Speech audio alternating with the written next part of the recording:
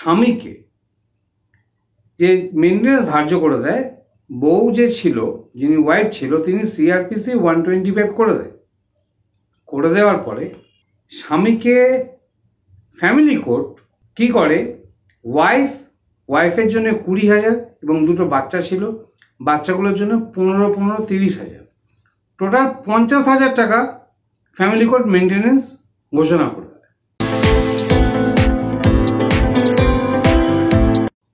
নমস্কার বন্ধুরা, আজকে যে ভিডিওটা আপনাদের কাছে নিয়ে এলাম, এই ভিডিওটা ছেলেদের দেখলে সত্যি খুব মন খারাপ হয়ে যাবে এবং চিন্তা অনেকটাই বেড়ে যাবে।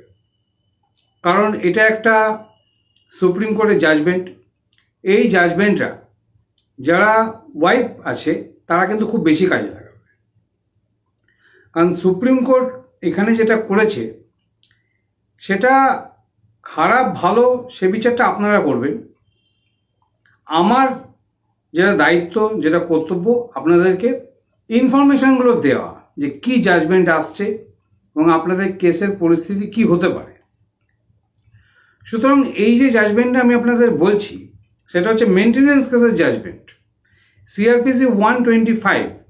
যারা সিআরপিসি 125 নিয়ে ভুগছেন তারা ভিডিওটা অবশ্যই পুরো দেখবেন। পুরো দেখলে একটা ভালো নলেজ গেইন করতে পারবেন।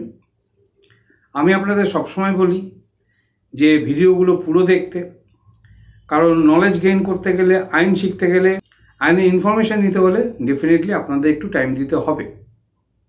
আমিও বহু জায়গা থেকে ডেটা কালেকশন করে, জাজমেন্ট কালেকশন করে আপনাদেরকে দিয়ে থাকি, তবে এই জাজমেন্টটা মেয়েরা বেশি কাজে লাগাবে।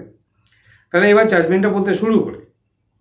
ব্যাপারটা হচ্ছে এই জাজমেন্টটা সুপ্রিম কোর্টের জাজমেন্ট, কিন্তু ব্যাপারটা শুরু হয় ফ্যামিলি কোর্ট থেকে।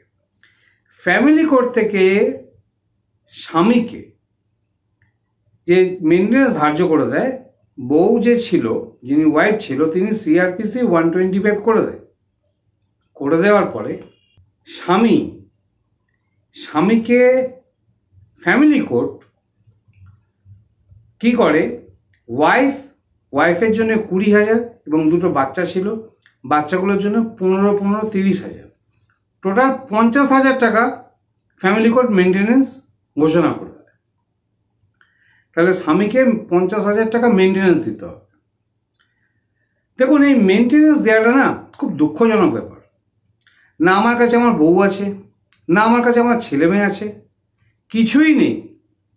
হ্যাঁ, হয়তো কিছু ভুল আমি করেছি, কিছু ভুল আমার ওয়াইফ করেছে, দুজনে আন্ডারস্ট্যান্ডিং করা যেত, কিন্তু যেভাবেই হোক, যে কারণেই হোক, প্রচুর কারণ আছে। সেই কারণগুলো আমি মোটামুটি 400 ভিডিও বানিয়ে দিয়েছি। আপনারা ভিডিওগুলো টুকটাক করে দেখবেন, কারণগুলো বুঝতে পারবেন। আমি সেই তর্ক বিতর্কে যাচ্ছি না। আমি বলছি মেনটেন্যান্স দেওয়াটা খুবই কষ্টসাধ্য ব্যাপার ছেলেদের কাছে। ভুল তো মানুষ মাত্র হয়েই থাকে। যাই হোক, এবার কথা যেটা, সেটা হচ্ছে 50,000 টাকা স্বামীকে মেনটেন্যান্স ঘোষণা করে দেয় নিম্ন আদালত, ফ্যামিলি কোর্ট।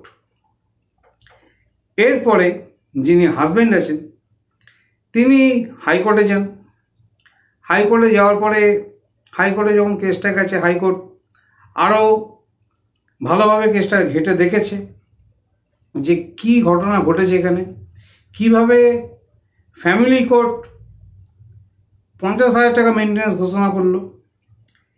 এখানে হাইকোর্ট দেখে যে আইটিআর, ইনকাম ট্যাক্স রিটার্ন, যারা ব্যবসায়ী আছেন, যারা প্রফেশনে আছেন এবং যারা চাকরিও করেন, সবাইকে আইটি রিটার্ন করতে হয়। তো ব্যাপারটা হচ্ছে যে হাজব্যান্ডের যে আইটি রিটার্ন ছিল সেখানে 4.5 লাখ টাকা তার আইটি রিটার্নে দেখানো হয়েছে। তাহলে মোটামুটিভাবে হাজব্যান্ডের পার মান্থ ইনকাম হচ্ছে 40,000 টাকা। তখন হাইকোর্ট বলে যে কি ভিত্তিতে এইটা নির্ণয় করা হয়েছে, কারণ ফ্যামিলি কোর্ট অ্যাজাম্পশন করে নিয়েছে স্বামীর income, per month income 2 lakh টাকা। সেই অনুযায়ী এই জাজমেন্টটা ফ্যামিলি কোর্ট অর্ডার করে দেয়। কিন্তু স্বামীর ইনকাম ট্যাক্স রিটার্ন 4.5 লাখ টাকা, মানে 40,000 টাকা মাসে ইনকাম। সুতরাং এখানে হাইকোর্ট নিম্ন আদালতের ফ্যামিলি কোর্টের যে অর্ডারটা ছিল সেটা স্যাটিসফাইড করে দেয়, মানে সেটাকে ক্যান্সেল করে দেয়, খারিজ করে দেয়। তাহলে এতটা নিশ্চয়ই আপনাদের বোঝাতে পারলাম। এইবার যিনি ওয়াইফ আছেন তিনি সুপ্রিম কোর্টে গেছে। মাননীয় সুপ্রিম কোর্টে যখন কোনো মামলা যায় না, আপনারা সবসময় ভালোভাবে জেনে রাখবেন সেই মামলা কিন্তু মোটামুটি ইনভেস্টিগেশন পর্যায়ে চলে যায়, খুব খতিয়ে দেখা হয়, খুব নিরিখ করে দেখা হয় এবং প্রত্যেকটা পয়েন্ট খুঁটিয়ে খুঁটিয়ে দেখা হয় যে কি ব্যাপারটা আছে। এখানে সুপ্রিম কোর্ট দেখে যে যিনি বাবা আছেন তিনি চাইল্ড কাস্টাডির মামলা অলরেডি করে দিয়েছে। চাইল্ড কাস্টাডির মামলা যে তিনি করেছেন সেখানে তিনি লিখেছেন যে তিনি ওয়েল এস্টাবলিশড, তার ইনকামের অনেক সোর্স আছে, তিনি ছেলে মেয়েদের ভালোভাবে মানুষ করতে পারবেন এবং তার ছেলে মেয়েদেরকে নিয়ে কোনো প্রবলেম নেই, ছেলে মেয়েদের একটা সুন্দর জীবন দিতে পারবে এবং তার ইনকাম করার অনেক সোর্স আছে, এটা তিনি জানিয়েছেন। সুপ্রিম কোর্ট এটাও দেখে যিনি স্বামী আছেন তার নিজস্ব ইনকাম তো আছেই এবং তিনি একটা কন্ট্রাক্টরের কাজ করেন এবং স্বামীর যিনি পিতা আছেন তার সঙ্গেও তিনি একটা বিজনেস করেন। তাহলে স্বামীর সেখানে স্বামী অ্যাডমিট করেছে সেটা হচ্ছে স্বামী তার নিজের বাবার সঙ্গে একটা বিজনেস করে, তার গুড রিসোর্স আছে, ভালো ইনকাম আছে, এগুলো তিনি চাইল্ড কাস্টাডি মামলাতে করেছে। চাইল্ড কাস্টাডি মামলা হচ্ছে GWA, Guardianship and Ward Act. Guardianship and Ward অ্যাক্টে কিন্তু চাইল্ড কাস্টাডি মামলাগুলো হয়ে থাকে। যে আপনারা যখন চাইল্ড কাস্টাডি মামলা করবেন তখন বাচ্চা নেওয়ার জন্য আপনার ইনকাম, আপনার সোর্স বেশি করে দেখাবেন। আবার মেনটেন্যান্সের কেস যখন আসবে তখন আপনি আমার ইনকামটাকে লুকানোর চেষ্টা করবেন বা কোর্টেতে এভিডেন্স এমন দেবেন যাতে আপনাকে মেনটেন্যান্স কম দিতে হয়। সুতরাং এখানেই হয়ে গেছে কনফ্লিক্ট। এই পয়েন্টেই কিন্তু সুপ্রিম কোর্ট ধরেছে।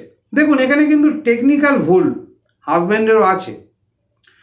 সুতরাং সুপ্রিম কোর্ট এখানে একটা ল্যান্ডমার্ক, প্রায় হিস্টোরিক্যাল জাজমেন্ট দিয়ে দিয়েছে যে হাজব্যান্ড যে আছে সে হাজব্যান্ডের অ্যাডমিট যেগুলো করেছে তার ইনকাম অনেক বেশি। ITR, ইনকাম ট্যাক্স রিটার্ন, সবসময় যে যিনি স্বামী আছে তার প্রকৃত যা ইনকাম সেটা শো করে না। তাহলে এই কমেন্টটা সুপ্রিম কোর্ট বলল যে ITR-এ যেটা ইনকাম দেখানো আছে সেটা সত্যিকারের ইনকাম স্বামীর নাও হতে পারে, স্বামীর আরও ইনকাম থাকতে পারে। মেনটেন্যান্স কমানোর জন্য তিনি ITR-টা কম করে দেখিয়েছে। তাহলে উনি চাইল্ড কাস্টাডিতে বেশি দেখালো, মেনটেন্যান্সের ক্ষেত্রে কম দেখালো এবং চাইল্ড কাস্টাডিতে তিনি অনেক কিছু ইনফরমেশন আরও দিয়ে দিয়েছেন। তাহলে এখানেই বেঁধে গেল কনফ্লিক্ট। সুতরাং আপনারা যখন কেস করবেন আপনাদের অ্যাডভোকেট যারা আছে তাদেরকে এই পয়েন্টগুলো ভালোভাবে আপনি বলবেন। দেখুন আপনার কেস অ্যাডভোকেট লড়বে, অ্যাডভোকেটকে আপনি যেরকম ইনফরমেশন দেবেন অ্যাডভোকেট সেরকমই টেকনিক্যালি কাজ করবে। আমাদেরও বড় অ্যাডভোকেট গ্রুপ আছে, আমি অ্যাডভোকেটদের সঙ্গে মিলেমিশে কাজ করি, একসঙ্গে কাজ করি। সুতরাং এই কনফ্লিক্টটা হওয়ার জন্য কিন্তু সুপ্রিম কোর্ট হাইকোর্টের অর্ডারটাকে খারিজ করে দেয় এবং নিম্ন আদালত যেটা ঘোষণা করেছিল 50,000 টাকা সেটাই বহাল রাখে। সুতরাং স্বামীকে 50,000 টাকা করেই মেনটেন্যান্স দিতে হবে, কারণ স্বামী যে অবস্থায় তার বউকে বাচ্চাকে রেখেছিল, যে লাইফস্টাইলে রেখেছিল সেই লাইফস্টাইলেই তাকে রাখতে হবে, এটা স্বামীর কর্তব্য।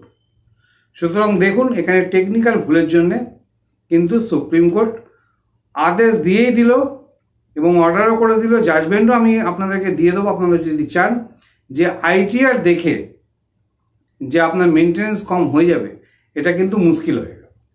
এবং এই যে জাজমেন্টটা কিন্তু প্রচুর মেয়েরা ব্যবহার করবে এবং প্রচুর কোর্ট, সুপ্রিম কোর্ট ছেড়ে দিন, সুপ্রিম কোর্টের অর্ডার, এটা সুপ্রিম কোর্টের জাজমেন্ট, হাইকোর্ট এবং নিম্ন আদালত এই জাজমেন্টটা কিন্তু নিশ্চয়ই আপনার কথাটা আপনাকে বলবে যে এই জাজমেন্টে এই কথাটা বলা হয়েছে যে ITR-এ ঠিক মতো সত্যিকারের ইনকাম অনেক সময় দেখানো হয় না, মেনটেন্যান্সের জন্য কম করা হয়।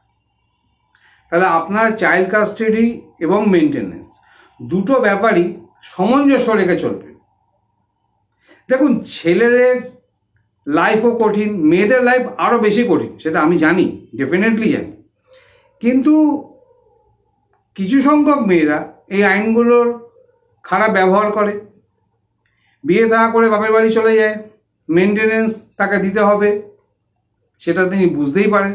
এত ভিডিও আমি ছাড়ি, আরও অনেক অনেক বড় বড় অ্যাডভোকেটরাও ভিডিও ছাড়ে, তো ডেফিনেটলি ইউটিউব থেকে বিভিন্ন জায়গা থেকে মেয়েরাও জানতে পারছে যে আমি মেনটেনেন্স পাবো। কিন্তু ব্যাপারটা হচ্ছে যে মেনটেনেন্স পাবো বলে আপনি কিন্তু চাইল্ড কাস্টাডির জন্য যদি মামলা করেন এবং মেনটেনেন্স যেটা মামলা করেন, সেটা কিন্তু দুটো কিন্তু একটা ট্যালি করে নেবেন, দুটো কিন্তু সমান সমান দেখাবে। যুক্তিগতভাবে যুক্তিসঙ্গতভাবে মামলাটা গঠন করুন এবং চালান।